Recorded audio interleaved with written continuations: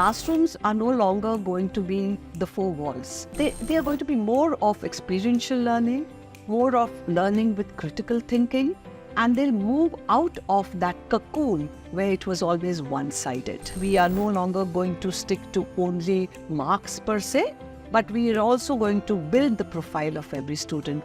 Dream, but when you dream, dream with your eyes open and look at the goal ahead, and so that you march along in achieving everything that you want to do.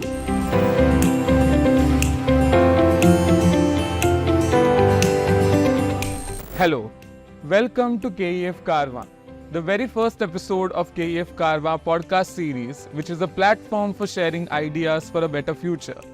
Here, we will use this platform to inspire each other for creating better opportunities in education. In the very first episode of KEF Carvaan, we are discussing the future of education. What would classrooms look like in the year 2050? What would universal and inclusive education look like for the future? And what education holds for different stakeholders such as parents, teachers and students. Our very first guest today is a seasoned educational professional working with the Hiranandani Foundation School in Powai. She is an avid educationist who has been working in this education field for past 30 years, and she is a skilled writer, orator with a keen mind and passion for learning. We are pleased to have with us today for the very first episode of KEF Carvaan, Ms. Kalyani Patnaik. Welcome, ma'am. Thank you.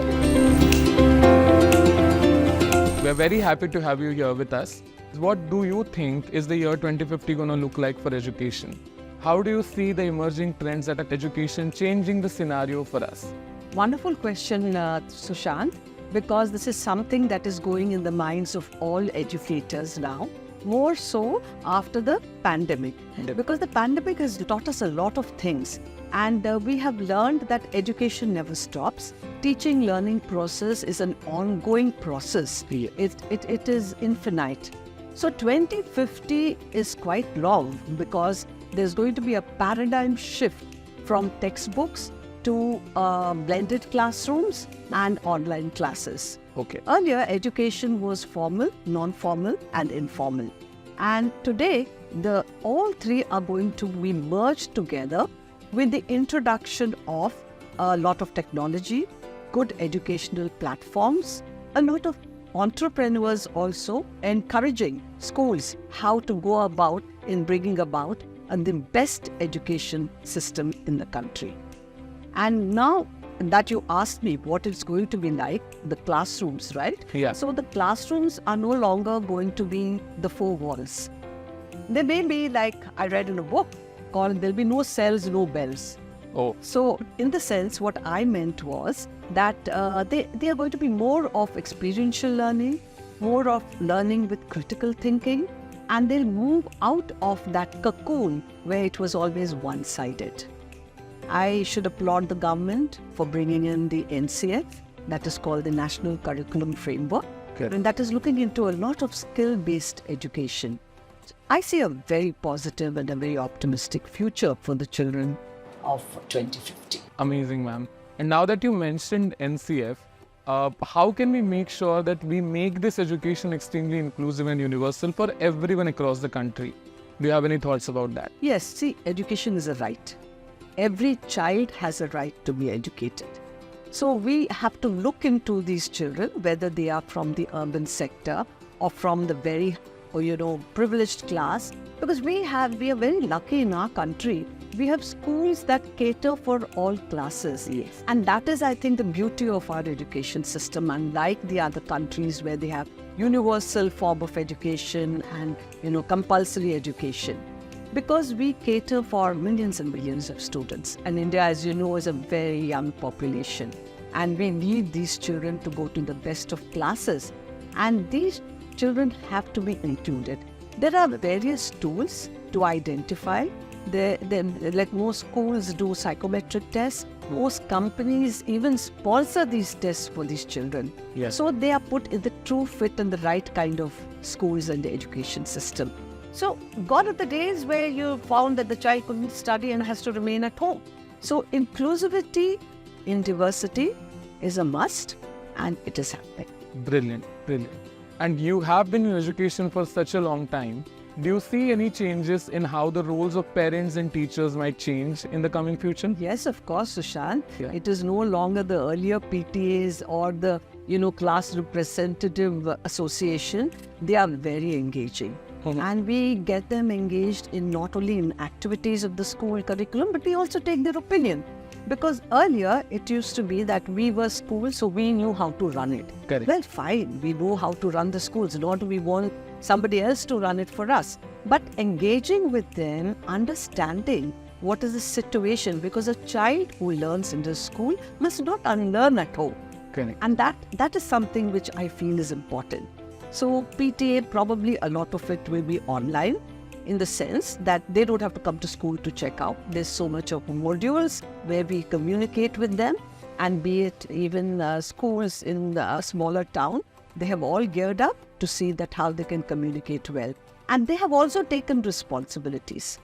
And they know that if their child is in a particular school, they have a larger role also to play in facilitating the education system of that particular school. Are there any key pointers as an educationist, 5 key things that you think will be something that you foresee in the future for education? Okay, now you're restricting to 5, Yeah. but I think there would be far too many.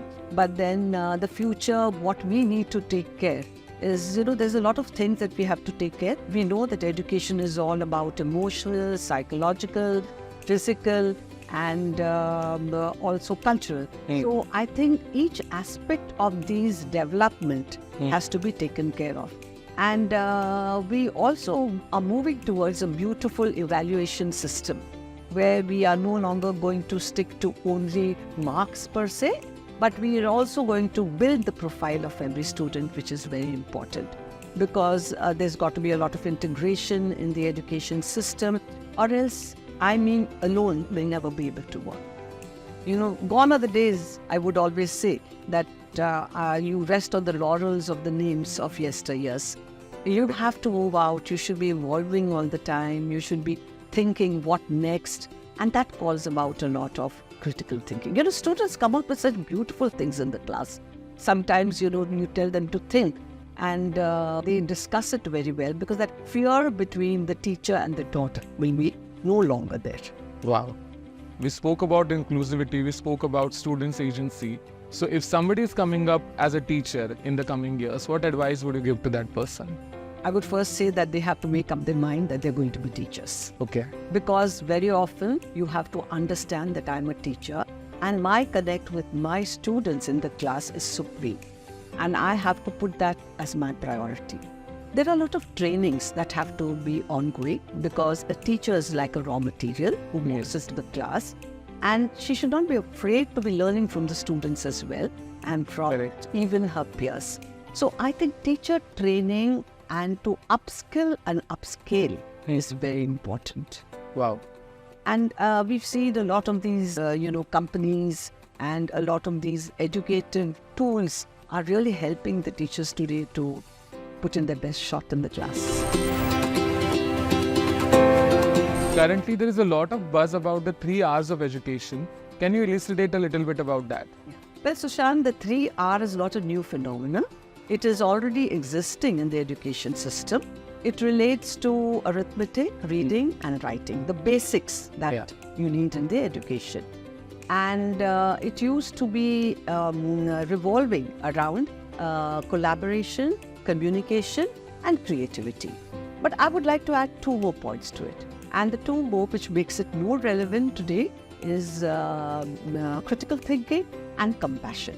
Wow. And compassion is something these children need to do. They have to bring in a lot of empathy, not sympathy. Yes. Got to know the difference between the two. And that's how you can make it a very holistic education system. Since we are speaking about collaboration, can you throw a little light about how you do collaborative activities in your school? Wonderful. This is also something that is we emphasize upon, because we believe in outreach programs. Yes. And we also believe that we need to, remember we just spoke about inclusivity. Yes. So we believe that we need to share our knowledge with the others, and we need to also understand from them. Because they also have a wonderful perspective towards education.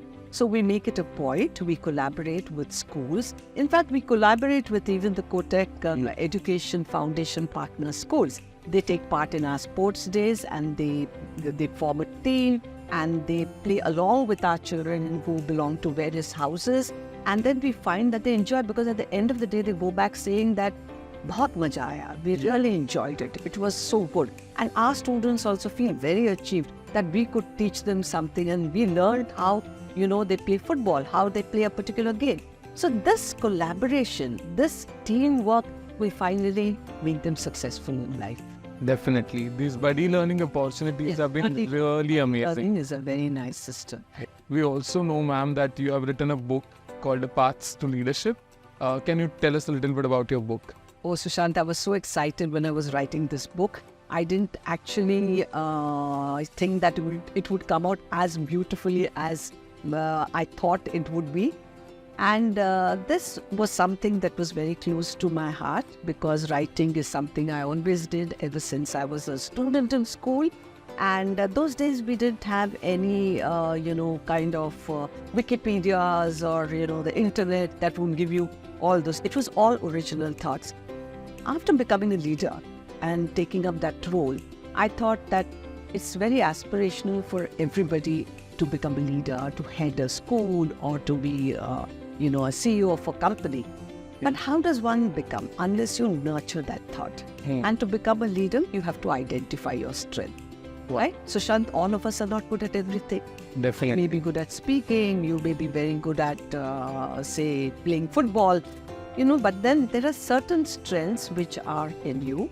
And I made it like a ready reckoner for the aspirational youth who identify their strength. I may be very good at ideating. I may be very good at inventiveness.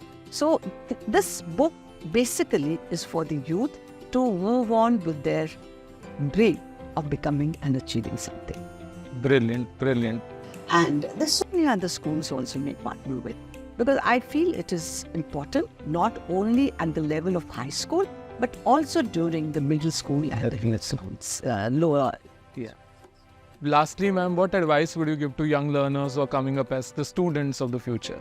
As a principal, we give a lot of advices, but I would like to tell them two beautiful golden advice. One is dream, but when you dream with your eyes open and look at the goal ahead, and so that you march along in achieving everything that you want to do. And finally, this can happen only if you believe in yourself. And one must believe in himself or herself. Wow. In such a short time, we spoke about NCF, we spoke about inclusive education. You're such an inspiration, ma'am, to all of us. And we really thank you for giving us your valuable time and also the good advice that you have imparted for all of us. Thank you, Sushant. Thank you, Kotak Education Foundation, for giving me this opportunity. It's always my dream to reach out to the youth, and you have been one such source who has helped me to speak my mind. Thank you so much. Thank you, ma'am. It was a very wonderful opportunity to talk to you and discuss all of these things that we all really care about. So I really thank you for being the guest on the very first episode of KEF Carvaan. We also would like to thank our viewers for tuning in for the very first episode of KEF Carvaan. Do make sure that you subscribe to our channel, make sure that you share it with your friends and family, and we hope that you continuously enjoy with us in the upcoming episodes of KEF Carvaan. Thank you so much.